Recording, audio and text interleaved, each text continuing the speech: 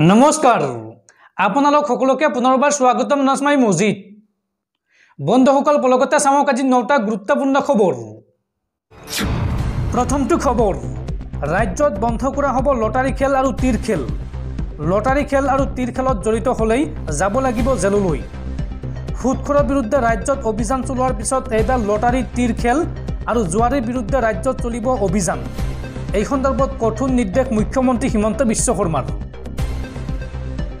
সুদখোৰৰ পিছত এইবাৰ জুৱাৰী আৰু তীৰ খেলৰ বিৰুদ্ধে চলিব অভিযান শীঘ্ৰে ৰাজ্যত বন্ধ হ'ব লটাৰী খেল আৰু তীৰ খেল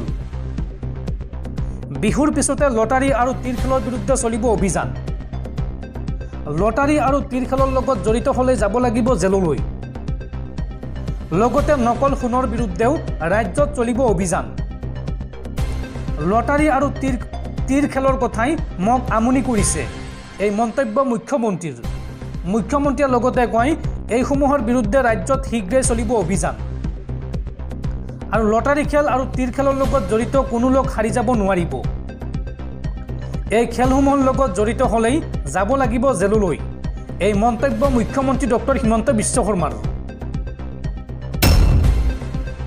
পৰৱৰ্তী খবৰ এইবাৰ মহা বিপদত পৰিছে ৰাজ্যৰ প্ৰতাপী মন্ত্ৰী পীযুষ হাজৰিকা গ্ৰেপ্তাৰ হ'ব নেকি মন্ত্ৰী পীযুষ হাজৰিকা মন্ত্ৰী পীযুষ হাজৰিকাৰ তীব্ৰবেগী কণ্ঠৰ খুন্দাত ৰূপম বৰা নামৰ এজন যুৱকৰ মৃত্যুৰ গুৰুতৰ অভিযোগ উত্থাপন হৈছে সাউথৰ চিনেমাত দেখুৱাৰ দৰে সংঘটিত হৈছিল এই ভয়ংকৰ পথ দুৰ্ঘটনা প্ৰত্যক্ষদৰ্শীৰ বিস্ফোৰক ভাষ্য এতিয়া জোকাৰিছে সমগ্ৰ ৰাজ্য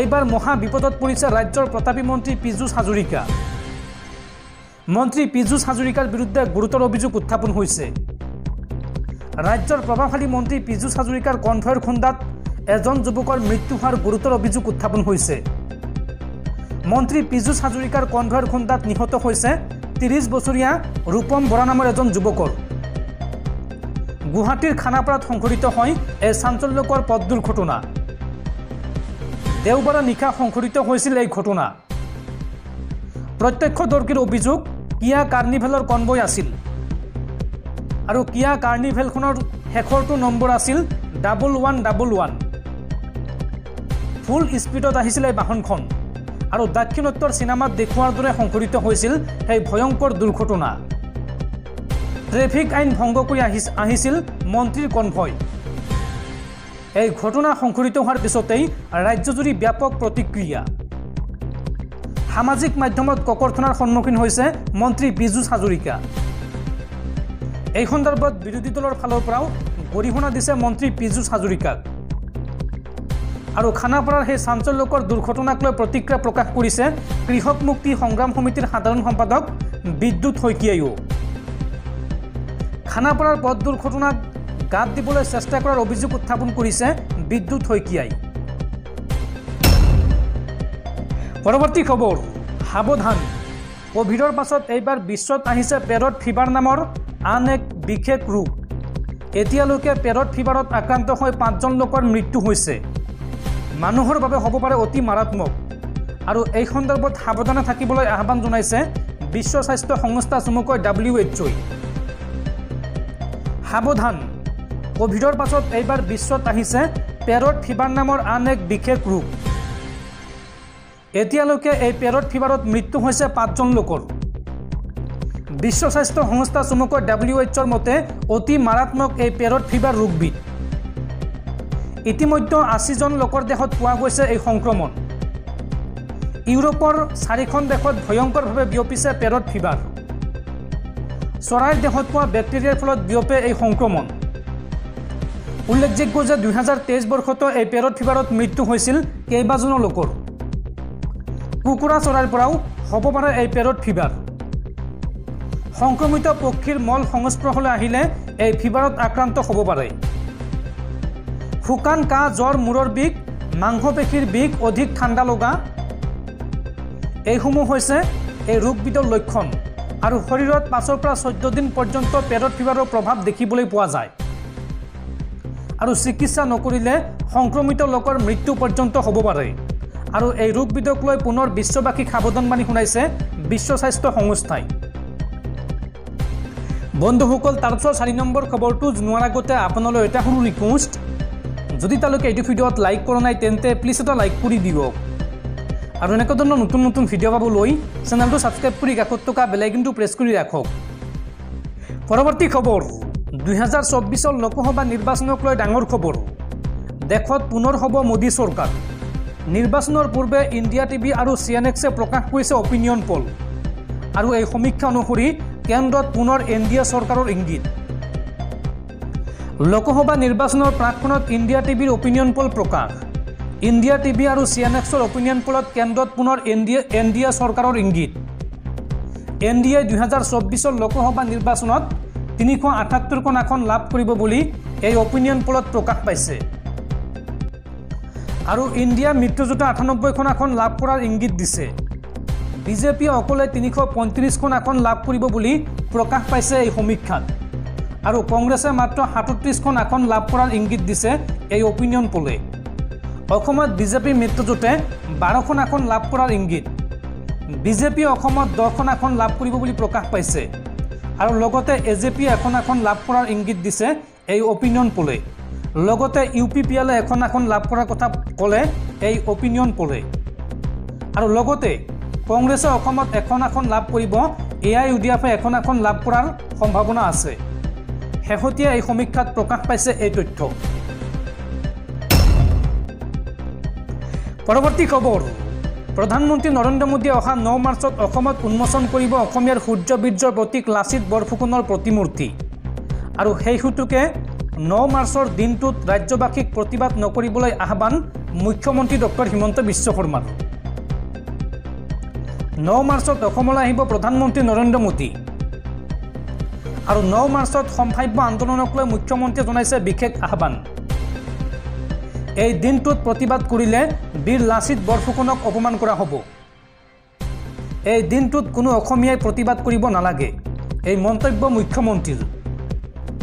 মুখ্যমন্ত্ৰীয়ে লগতে মন্তব্য কৰি কয় যে লাচিত বৰফুকন অসমৰ বীৰ, ভাৰতৰ বীৰ, সকলোৰে শ্ৰদ্ধাৰ বীৰ। প্ৰধানমন্ত্ৰী মোদীৰ এই ভ্ৰমণ লাচিত বৰফুকনৰ প্ৰতিমূৰ্তি উন্মোচনৰ বাবেহে এই ভ্ৰমণ কাৰ্যসূচী। এই দিনটোত যদি কোনো অসমীয়া হয় তেন্তে তেওঁ নিশ্চয় প্ৰতিবাদ নকৰে। লাচিত বৰফুকনৰ শৌৰ্যবীৰ্যক লৈ আমি গৌৰৱ কৰোঁ। মই ভাবোঁ 9 তাৰিখে কোনো অসমীয়াই লাচিত বৰফুকনৰ প্ৰতিমূৰ্তি উন্মোচন চাবলৈ এৰি প্ৰতিবাদ নকৰিব। অৰ্থাৎ ৰাজ্যবাসীক 9 তাৰিখে প্ৰতিবাদ নকৰিবলৈ আহ্বান জনাইছে মুখ্যমন্ত্ৰী ডক্টৰ হিমন্ত বিশ্ব শৰ্মাই।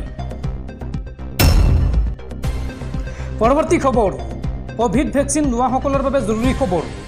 আপুনিও লৈছিল নেকি কোভিড ভেকচিন? কোভিড ভেকচিন লোৱাৰ বাবেই দেশত বৃদ্ধি হৈছে নেকি হাৰ্ট এটেক আৰু ব্ৰেইন ষ্ট্ৰকৰ ঘটনা? এই সন্দৰ্ভত স্পষ্টীকৰণ দিছে কেন্দ্ৰীয় চৰকাৰে। কোভিড ভেকচিন লোৱাসকলৰ বাবে জৰুৰী খবৰ। আপুনিও লৈছিল নেকি কোভিড ভেকচিন? কোভিড ভেকচিন লোৱাৰ পিছত বৃদ্ধি হৈছে নেকি হাৰ্ট এটেকৰ সংখ্যা? ভেকচিন লোৱাৰ বাবেই আকস্মিক মৃত্যু বৃদ্ধি হৈছে বুলি একাংশই দাবী কৰিছে আৰু যুৱকসকলৰ মাজত বৃদ্ধি হৈছে আকস্মিক মৃত্যুৰ ঘটনা আৰু এই অভিযোগক লৈ এইবাৰ কেন্দ্ৰীয় স্বাস্থ্যমন্ত্ৰীয়ে দিছে স্পষ্টীকৰণ। কেন্দ্ৰীয় চৰকাৰৰ মতে হাৰ্ট এটেক আৰু আকস্মিক মৃত্যুৰ বাবে জগৰীয়া নহয় কোভিড ভেকচিন। কোভিড ভেকচিন লোৱাৰ বাবে হাৰ্ট এটেক বৃদ্ধি হোৱাৰ খবৰটো সম্পূৰ্ণ মিছা। হাৰ্ট এটেক আৰু ব্ৰেইন ষ্ট্ৰকৰ বাবে দায়ী নহয় কোভিড ভেকচিন। অত্যাধুনিক জীৱনশৈলীৰ বাবে বৃদ্ধি হৈছে হৃদৰোগীৰ সংখ্যা। এই স্পষ্টীকৰণ দিছে কেন্দ্ৰীয় চৰকাৰে। পৰৱৰ্তী খবৰ, ৰাজ্যত সম্পূৰ্ণৰূপে বন্ধ হ'ব লাগিব জৰা ফুকা। অসম বিধানসভাই যি কৈছে সেয়া সকলোৱে মানিব লাগিব। জৰা ফুকাক লৈ পুনৰ কঠোৰ সকিয়নি মুখ্যমন্ত্ৰী ডক্টৰ হিমন্ত বিশ্ব শৰ্মাৰ। ৰাজ্যত বন্ধ হ'ব লাগিব জৰা ফুকা। কোনো কাৰণতে জৰা ফুকা চলিব নোৱাৰিব ৰাজ্যত। বিধানসভাই যি কৈছে সেয়া মানিব লাগিব। বিধানসভাৰ কথা সকলোৱে শুনিব লাগিব। বিধানসভাই যেতিয়া বন্ধ কৰিছে তাত কাৰো ডিমত থাকিব নোৱাৰিব। জৰা ফুকাক লৈ পুনৰ এই ডাঙৰ মন্তব্য মুখ্যমন্ত্ৰী ডক্টৰ হিমন্ত বিশ্ব শৰ্মাৰ। পৰৱৰ্তী খবৰ, নিৰ্বাচনৰ পূৰ্বে অসমত বিৰোধী মিত্ৰতাৰ জবনিকা পৰিল।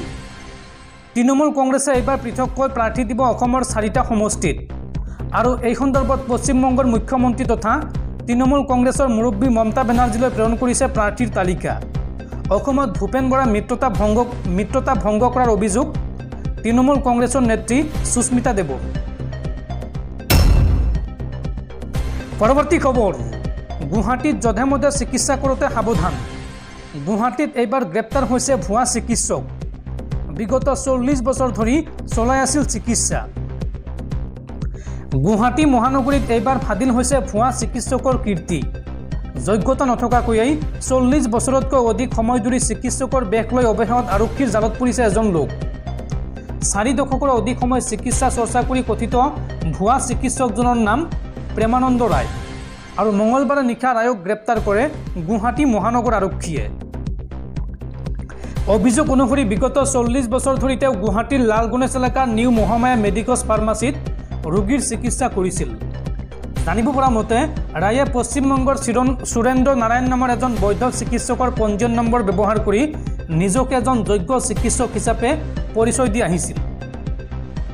প্ৰকাশিত খবৰ অনুসৰি তেওঁ 1983 চনত চিকিৎসা সেৱা আৰম্ভ কৰিছিল আৰু তাৰ পিছৰ পৰাই দশক ধৰি চলাই আহিছে এই কাৰ্য। আৰু প্ৰেমানন্দ ৰায়ৰ বিৰুদ্ধে ভুৱা মৃত্যুৰ প্ৰমাণপত্ৰ প্ৰদান কৰাৰ অভিযোগো উত্থাপন হৈছে। ডাক্তৰ অভিজিত নেওগ নামৰ এজন ব্যক্তিয়ে দাখিল কৰা এজাহাৰৰ ভিত্তিত মঙলবাৰে নিশা ৰায়ক গ্ৰেপ্তাৰ কৰে আৰক্ষীয়ে আৰু গ্ৰেপ্তাৰৰ পিছতে আৰক্ষীয়ে ৰায়ৰ দ্বাৰা পৰিচালিত ফাৰ্মাচীখন চিল কৰি দিয়ে। ৰায়ৰ দ্বাৰা চিকিৎসা লাভ কৰা ব্যক্তিসকলৰ ওপৰত পৰা সম্ভাৱ্য প্ৰভাৱ সন্দৰ্ভত তদন্ত চলাই থকা হৈছে বুলি জানিব পৰা গৈছে।